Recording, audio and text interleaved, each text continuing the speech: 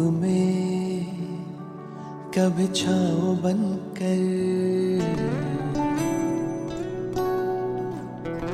लहरों में कभी नाव बनकर, धूप में कभी छाँव बनकर, लहरों में कभी नाव बनकर, लड़खड़ाए कदम थामा है हाथ, जब लड़खड़ाए कदम थामा है हाथ।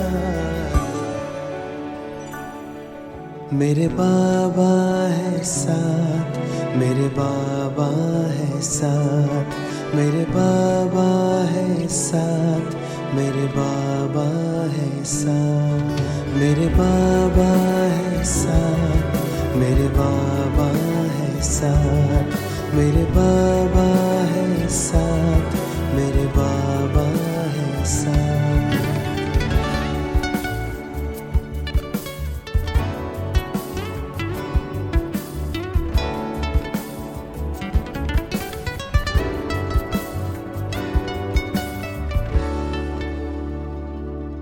जब भी छाने लगे ये अंधेरा, मेरे संग संग चले जो सवेरा। जब भी छाने लगे ये अंधेरा, मेरे संग संग चले जो सवेरा। हर लम्हा दीप बन के जले, कांटों पे भी मेरे संग संग चले। अब तो लगता है जन्नत बनी हयात। मेरे बाबा है साथ, मेरे बाबा है साथ, मेरे बाबा है साथ, मेरे बाबा है साथ, मेरे बाबा है साथ, मेरे बाबा है साथ, मेरे बाबा है साथ, मेरे बाबा है साथ।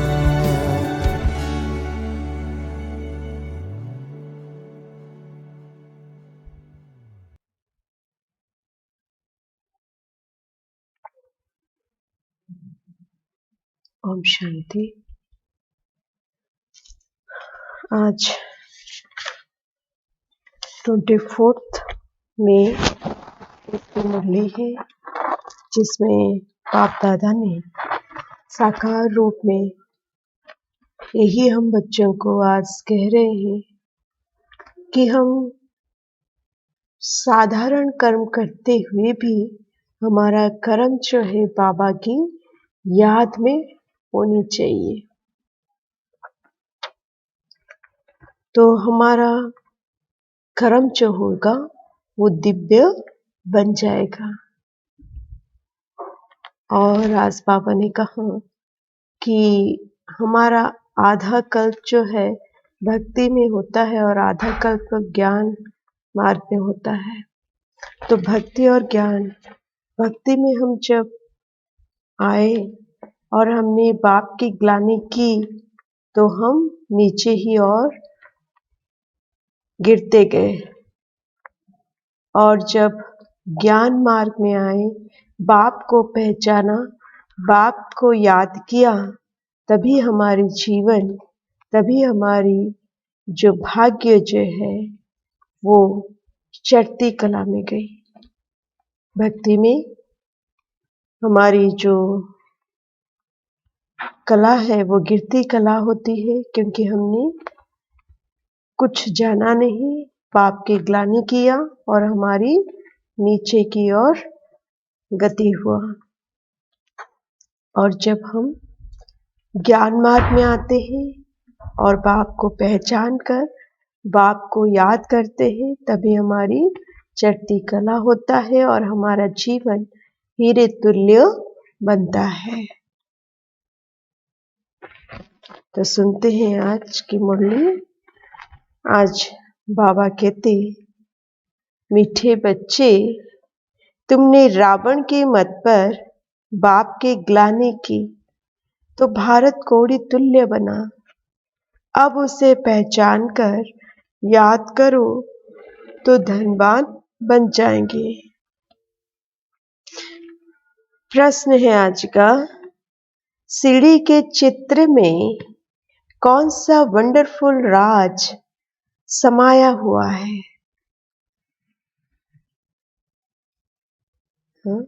उत्तर में बाबा कहते, आधा कल्प है भक्ति की डांस और आधा कल्प है ज्ञान की डांस। जब भक्ति की डांस होती है तो ज्ञान की नहीं, और जब ज्ञान की होती है तो भक्ति की नहीं।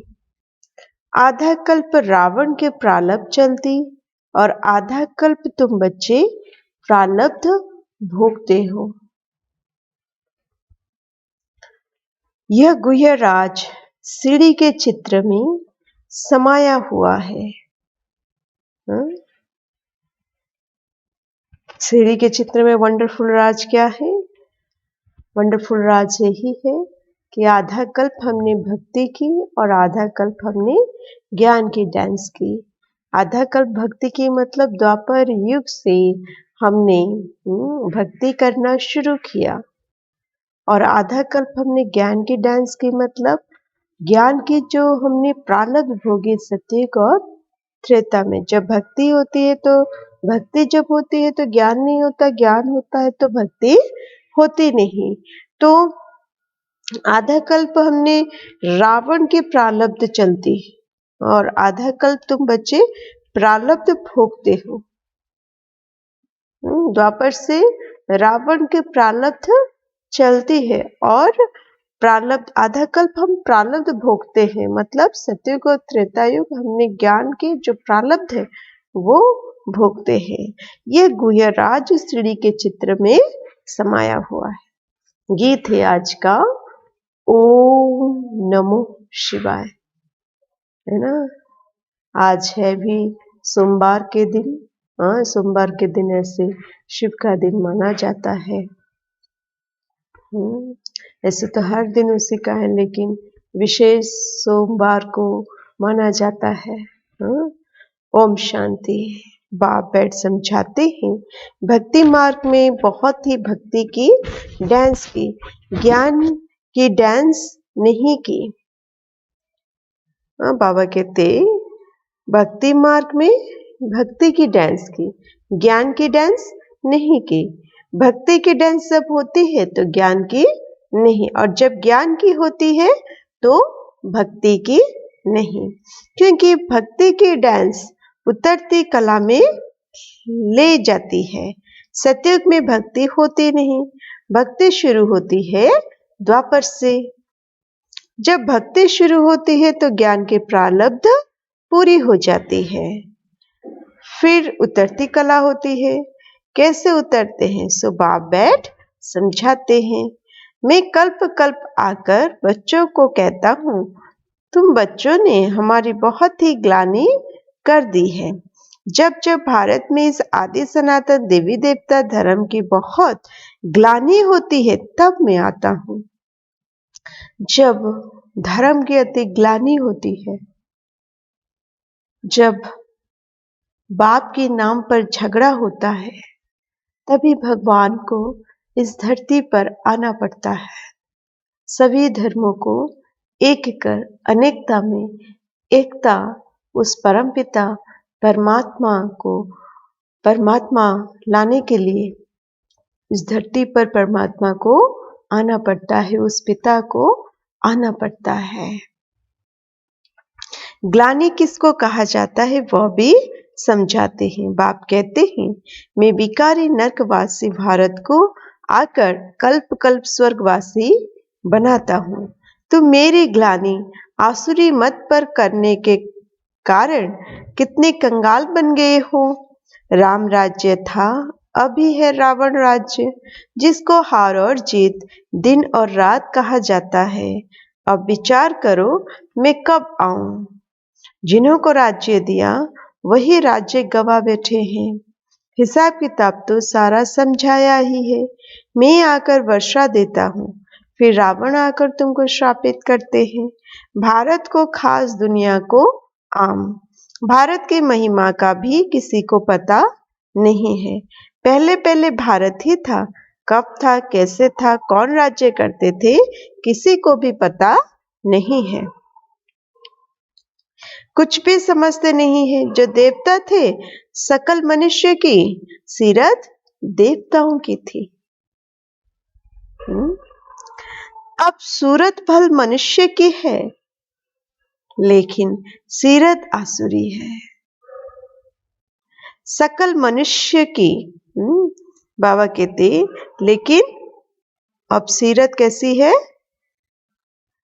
आसुरी। जिसको समझाते हैं वह समझते नहीं है, क्योंकि परलौकिक बाप को ही नहीं जानते। सतयुग में भले ही वही मनुष्य सकल रहता है, लेकिन सीरत जो है वो देवताओं की रहती है।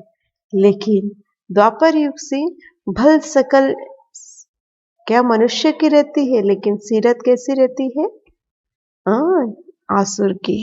तो बाबा कहते सूरत मनुष्य की और सीरत आसुरी की।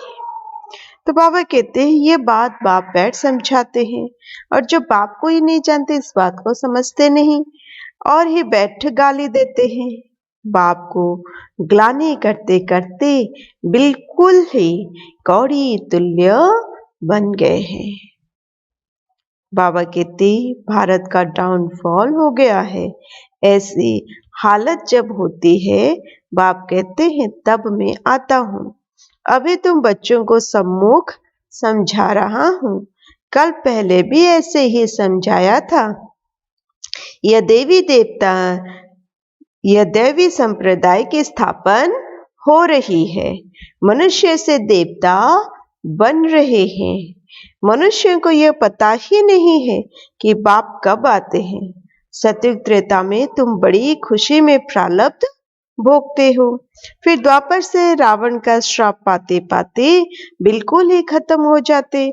जैसे देवता प्रारब्ध भोगते भोगते त्रेता के अंत में खत्म हो जाते हैं, फिर रावण के आसुरी प्रारब्ध शुरू होती है। भक्ति भी पहले अव्यभिचारी होती है, फिर व्यभिचारी होती है। सीढ़ी ठीक बनी हुई है। हर एक चीज सतो प्रधान, सतो रजो तमो बनती है। बाबा कहते हर एक चीज को सतो रजो तमो में आना ही है।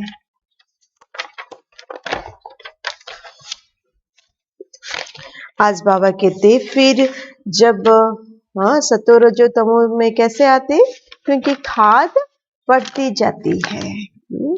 तुम बच्चों को समझाया तो बहुत अच्छी रीति जाता है, परंतु धारणा कम होती है।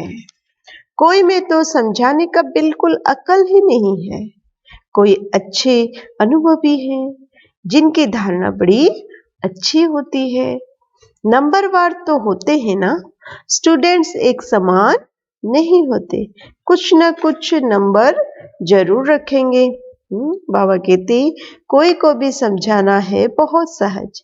बाप कहते हैं मुझे याद करो, मैं तुम्हारा बेहद का बाप, सृष्टि का रचयिता हूँ। मुझे याद करने से तुमको बेहद का वर्षा मिलेगा, यहाँ से ही खाद निकलेगी। सिर्फ यह समझाओ कि तुम भारतवासी सतयुग में सतो प्रधान थे, अभी कलयुग में तमो प्रधान बने हो। आत्मा में खाद पड़ती है।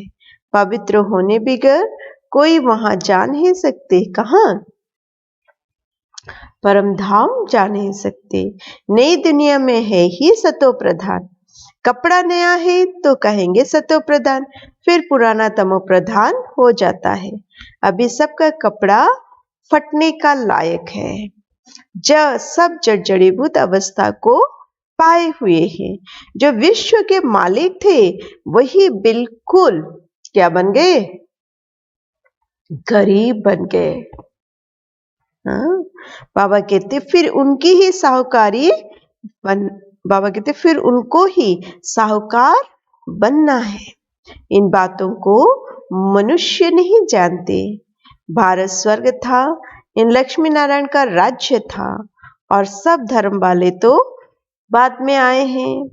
बाप तुमको रियल बात बैठ समझाते हैं। गीता का देखो कितना मान है, पढ़ते पढ़ते बिल्कुल ही नीचे गिर गए हैं। तब पुकारते हैं, हे पतित पावन आओ, हम भ्रष्टाचारी बन गए हैं। सद्गति तो भगवान ही दे सकते हैं, बाकी शास्त्रों में तो सब है भक्ति मार्ग। तुम्हारी बुद्धि में बैठा हुआ है, हम बाबा के ज्ञान से देवता बनते हैं। इस बात को अंडरलाइन करें कि हम किसके ज्ञान से देवता बनते हैं? बाबा के ज्ञान से हम देवता बनते हैं। अब सारी दुनिया से वैराग्य है। सन्यासी भी भक्ति करते हैं, गंगा स्नान आदि करते हैं ना। भक्ति भी सतो प्रधान, फिर रजो तमो होती है। यह भी ऐसे है, आधा कल्प दिन और आधा कल्प रात गाई जाती है। ब्रह्मा के साथ जरूर ब्राह्मणों का भी होगा। तुम अभी दिन में जाते हो, भक्ति की रात पूरी होती है। भक्ति में तो बहुत दुख है, उनको रात कहा जाता है। अंधेरे में धक्के खाते रहते हैं भगवान से मिलने के लिए। भक्ति मार्ग में सद्गति देने वाला कोई होता नहीं। बाबा कहते, तुम्हारे सिवाय कोई भी यथार्थ रीति भगवान को नहीं जानते हैं। आत्मा भी बिंदी, परमात्मा भी बिंदी है, यह बात कोई भी समझ ना सके। परमात्मा ही स्वयं आकर ब्रह्मा तन से समझाते हैं। उन्होंने फिर भागीरथ बैल के रूप में दिखाया है। अब बैल की तो बात ही नहीं है। बाप सब बातें अच्छी रीति समझाते हैं, परंतु किसी की बुद्धि में पूरी रीति बैठता नहीं। बाप बैठ समझाते हैं, बच्चे मैं तुम आत्माओं का बाप हूँ। तुम मुझे याद करो और वर्षे को याद करो, तो तुम्हारे विक्रम विनाश होंगे। फिर भी कहते हो भूल जाते हैं। बाबा ने कहा भूलने का कारण क्या होता है, बहुत अच्छी तरीके से अव्यक्त मुरली में बाबा ने चलाया कि हमारी लिखित कहाँ पर होती है, भूल क्यों जाते हैं। सब कुछ है, ज्ञान भी है, समझ भी है, लेकिन हम बाबा को क्यों भूल जाते हैं? क्योंकि हमारी बुद्धि इस संसार में रह जाता है, दुनिया में रहता है। कहीं वस्तु, कोई वैभव या कोई व्यक्ति के पास रह जाता है तो बाबा भूल जाता है। तो इस बात के ऊपर बाबा ने अव्यक्त मुरली में बहुत अच्छा चलाया। जो 6 जनवरी 1988 की मुरली में बाबा ने, इस संडे की मुरली में, कल की मुरली में ही बताया कि इस बात के ऊपर विशेष ध्यान देना है, विशेष चेकिंग करना है। तो बाबा कहते,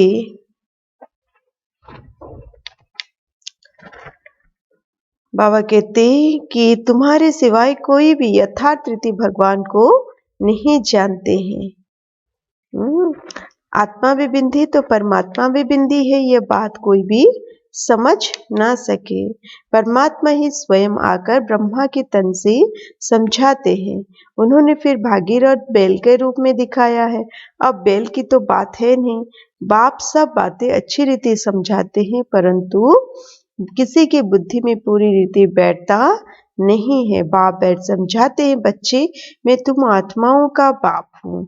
तुम मुझे याद करो तो वर्षे को याद करो, और वर्षे को याद करो तो तुम्हारे विक्रम विनाश होंगे। फिर भी कहते हो भूल जाते। वह ऐसे साजन व बाप को भूलना चाहिए। स्त्री पति को अथवा बच्चे कभी बाप को भूलते हैं क्या? बाबा कहते, यहाँ तुम क्यों भूलते हो? कहते भी हो बाबा आप हमको स्वर्ग का मालिक बना रहे हैं, फिर भी भूल जाता हूँ।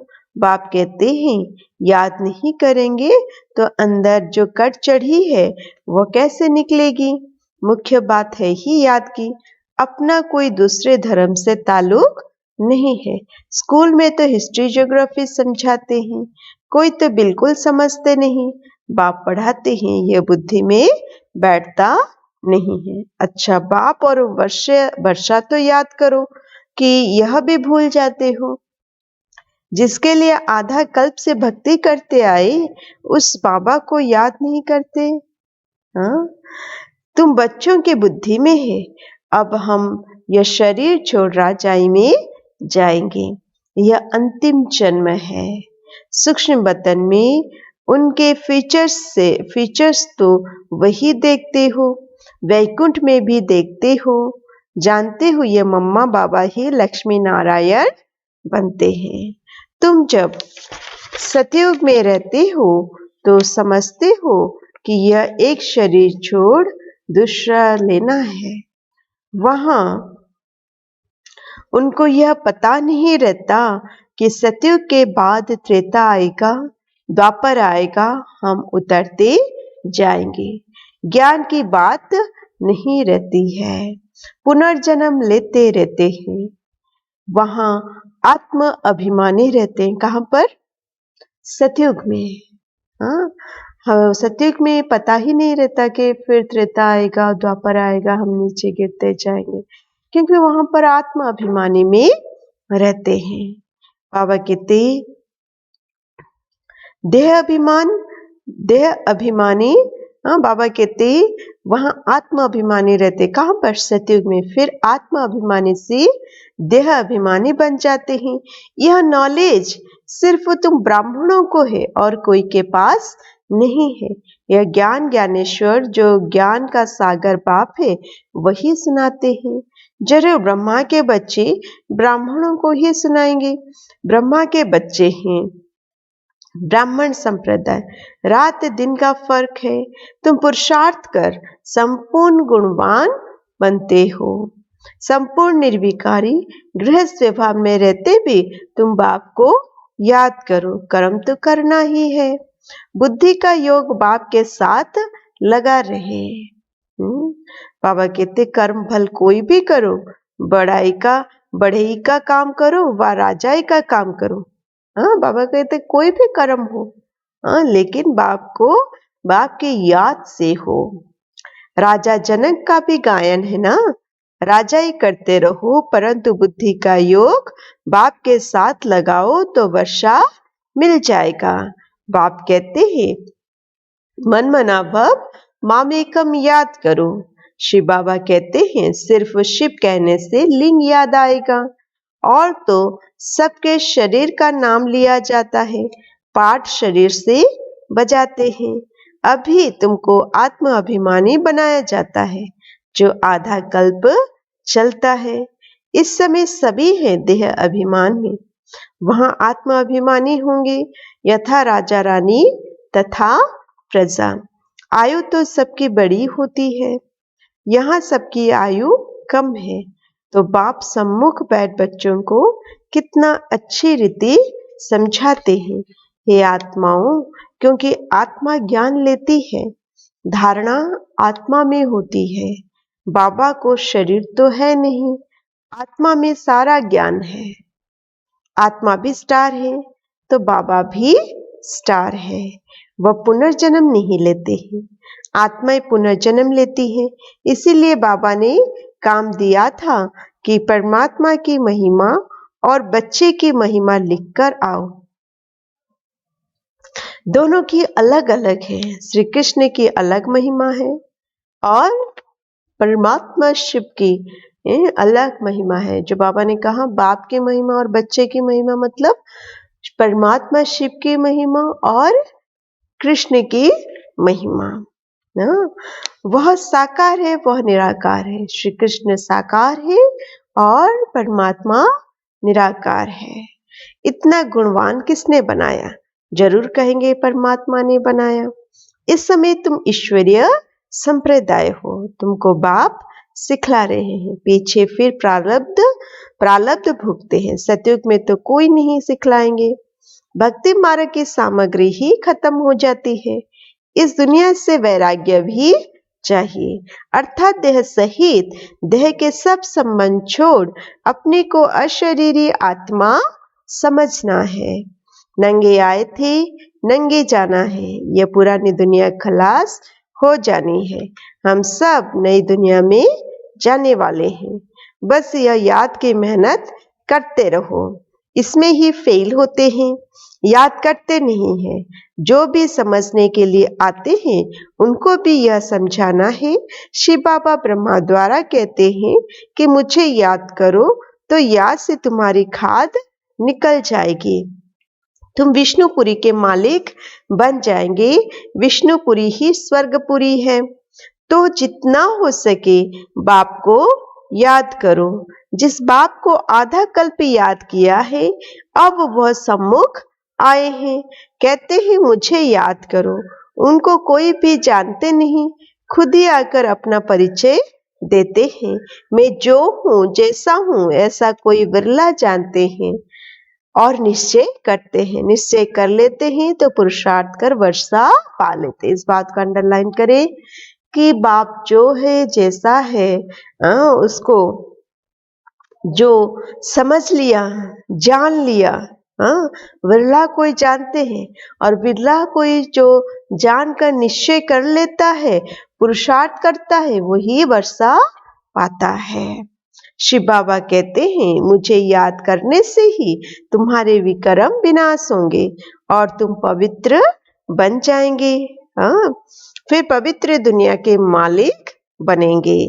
विक्रम कोई भी नहीं करना है। सुना, बाबा कहते विक्रम कुछ भी नहीं करना है, कोई भी नहीं करना।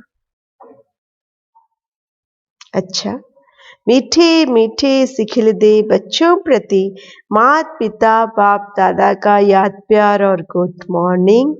रूहानी बाप के रूहानी बच्चों को नमस्ते और हम रूहानी बच्चों की रूहानी माता पिता बाप दादा को याद प्यार, गुड मॉर्निंग और नमस्ते नमस्ते। ओम शांति, ओम शांति।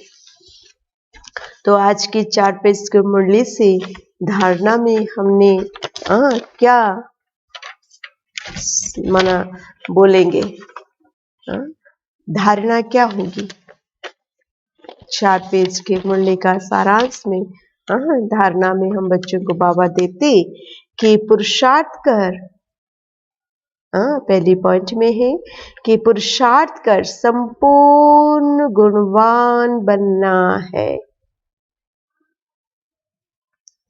कर्म कोई भी हो लेकिन बाप की याद में रहकर करना है। कोई भी विकर्म नहीं करना है। दूसरा है यह पुराना कपड़ा जो है, शरीर जो है जड़ जड़ी भूत है, इससे ममत्व निकाल देना है। आत्मा को सतो प्रधान बनाने का पूरा पूरा पुरुषार्थ करना है। वरदान है आज का, करना और कहना इन दो को समान बनाकर क्वालिटी की सेवा करने वाले सच्चे सेवाधारी भव। क्या बाबा ने वरदान दिया? करना और कहना, मतलब कथनी और करनी, वो एक समान हो। इन दो को समान बनाकर बाबा कहते क्वालिटी सेवा करने वाले सच्चे सेवाधारी भव। आज की वरदान बहुत ही सहज के साथ साथ धारणा युक्त भी है। तो बाबा ने हम बच्चों को यह वरदान दे दिया कि अभी क्वालिटी सेवा करनी है और क्वालिटी सेवा करने के लिए हमारी जो वाणी जो कहता है उसको हमारी कर्म में लाना है। विस्तार में बाबा कहते सदा अटेंशन रहे कि पहले करना है फिर कहना है। कहना सहज होता है, करने में मेहनत है, मेहनत का फल अच्छा होता है। लेकिन यदि दूसरों को कहते हो, स्वयं करते नहीं तो सर्विस के साथ साथ डिससर्विस भी प्रत्यक्ष होती है। जैसे अमृत के बीच विष का एक बूंद भी पड़ने से सारा अमृत विष बन जाता है, ऐसे कितना भी सर्विस करो लेकिन एक छोटी सी गलती सर्विस को समाप्त कर देती है। इसलिए पहले अपने ऊपर अटेंशन दो, तब कहेंगे सच्चे सेवाधारी। हमने बहुत सेवा की, लेकिन अगर एक गलती हो गई तो बाबा कहते कि उस गलती सारी जो इतनी जो हमने सेवा की उसके ऊपर पानी फेर देता है। इसलिए ज़्यादा ध्यान देकर हमारी पुरुषार्थ की मार्ग पर चलना है। हमें पुरुषार्थ की जो मार्ग है उस पुरुषार्थ की मार्ग पर फूंक फूंक कर चलना है, अर्थात पूरी अच्छी रीति से ध्यान देकर ईश्वरीय मर्यादा, नियम मर्यादाओं को सामने रखते हुए चलना है। बाबा ने आज कहा कि पहले करना है, उसके बाद कहना है। यही मुश्किल है बाबा कहते, लेकिन मुश्किल का माना जो फल होता है, जो मुश्किल के बाद जो हमारी करने का जो फल होता है वो अच्छा होता है। तो इसलिए हमें क्या करना है, हमें पहले जो करनी है उसे अच्छी तरीके से करना है, तभी हमारी जो बोल है वो बोल का भी प्रभाव पड़ेगा। आज का स्लोगन है, अनेकता में एकता लाना, बिगड़ी को बनाना, ये सबसे बड़ी विशेषता है। स्लोगन क्या दिया बाबा ने? मत तो अनेक होगी, लेकिन अनेक मत में एक मत होना और बिगड़ी को बनाना, यह सबसे बड़ी विशेषता है। सुना? हाँ, हमेशा संगठन में अगर चलना है, इस बात को, इस महावाक्य को याद रखना है। अब मातेश्वरी जी के अनमोल महावाक्य। चढ़ती कला और गिरती कला की मुख्य जड़ क्या है? बहुत मनुष्य यह प्रश्न पूछते हैं कि जब इतना पुरुषार्थ कर जीवन मुक्ति पद को पाते हैं तो फिर वहां क्या कारण बनता जो हम नीचे गिरते हैं? भला हम कहते हैं कि यह हार और जीत का खेल है, इसमें चढ़ती कला और उतरती कला होने का भी कोई कारण जरूर है, जिस कारण के आधार पर यह खेल चलता है। जैसे पुरुषार्थ से हम चढ़ रहे हैं, वैसे गिरने का भी कारण जरूर है। अब कारण भी कोई बड़ा नहीं है, जरा सी भूल है। जैसे परमात्मा कहता है कि मुझे याद करो तो मैं तुमको मुक्ति, जीवन मुक्ति का पद दूंगा, वैसे ही जब बॉडी कॉन्शियस हो परमात्मा को भूलते हैं तो गिरते हैं, फिर बाग मार्ग में चले जाते हैं, तो फिर 5 विकारों में फंसने से दुख उठाते हैं। तो यह हुआ अपना दोष, ना कि रचता का दोष है। जो लोग कहते हैं दुख सुख परमात्मा ही देते हैं, यह कहना बिल्कुल रॉन्ग है। बाबा सुख रचता है, ना कि दुख रचता। बाकी हम श्रेष्ठ कर्म से सुख उठाते हैं और भ्रष्ट कर्म से दुख भोगते हैं। बाकी अच्छे कर्म का फल और बुरे कर्मों का दंड परमात्मा द्वारा अवश्य मिलता है, परंतु ऐसे नहीं कहेंगे कि सुख दुख दोनों परमात्मा देता है। नहीं, परमात्मा तो चढ़ती कला में हमारे साथ है, बाकी गिराने वाली माया है। कॉमन रीति में भी कोई साथ अथवा मदद लेते हैं सुख के लिए, बाकी दुख उठाने के लिए कोई किसी का साथ नहीं लेते।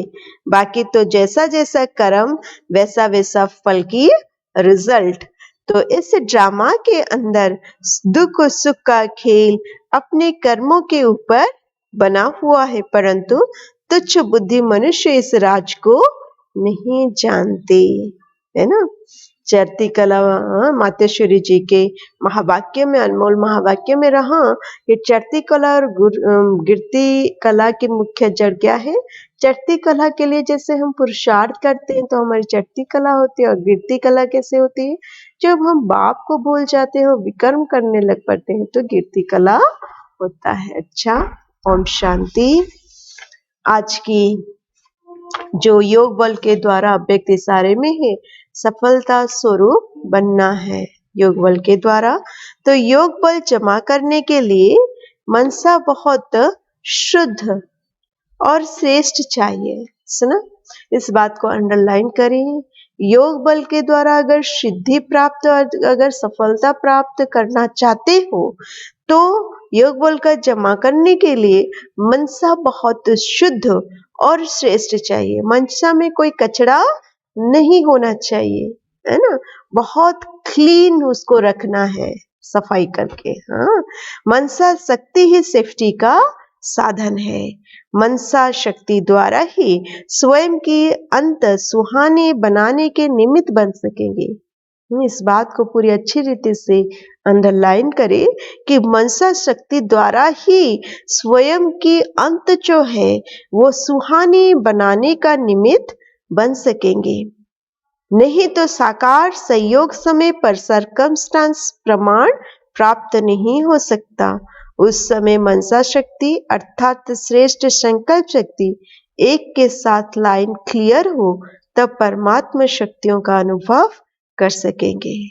मनसा शक्ति अर्थात श्रेष्ठ संकल्प शक्ति एक के साथ अगर लाइन क्लियर हो तभी परमात्मा शक्तियों का अनुभव कर सकेंगे। अच्छा, ओम शांति।